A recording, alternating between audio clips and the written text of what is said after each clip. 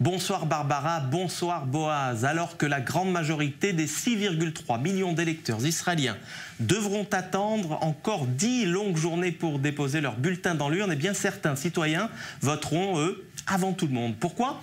Eh bien pour la simple et bonne raison qu'ils ne pourront se rendre le jour du scrutin au bureau de vote, le plus près de leur domicile. Militaires, diplomates, prisonniers, voire même personnes hospitalisées, les premiers à avoir ouvert le bal jeudi et vendredi dernier, soit 12 jours précisément avant le scrutin, ce sont les quelques 5000 diplomates et autres fonctionnaires en poste à l'étranger qui sont allés voter dans l'une des 96 urnes installées dans les représentations diplomatiques. Les soldats, quant à eux, qu'ils soient d'ailleurs conscrits ou militaires de carrière, ils voteront 72 heures, soit 3 petits jours avant la fermeture des bureaux de vote dans les 650 urnes itinérantes installées dans les bases de Tsahal aux 4 coins d'Israël. Tous ces électeurs, par anticipation, eh bien, ils procéderont de la manière suivante. Ils entreront dans l'isoloir, placeront leur bulletin dans une enveloppe scellée, enveloppe qui sera ensuite eh bien, introduite dans une seconde enveloppe affichant le nom et le numéro de carte d'identité du votant. Toutes ces enveloppes seront alors envoyées à Jérusalem où elles seront conservées dans un coffre-fort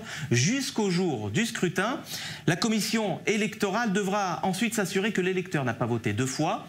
Le dépouillement des votes anticipés nécessite environ 3 jours de travail supplémentaire et même si ces votes ne représentent que 5 voire 6% des votes exprimés, eh bien cela suffit parfois à modifier le résultat définitif d'un scrutin. Tenez, en 2013 par exemple, la liste Ra'am Tal, la liste arabe Ra'am Tal avait perdu un siège au profit du parti de la droite religieuse, le Foyer juif, offrant ainsi à la majorité de 61 députés au bloc de droite, majorité nécessaire pour former un gouvernement.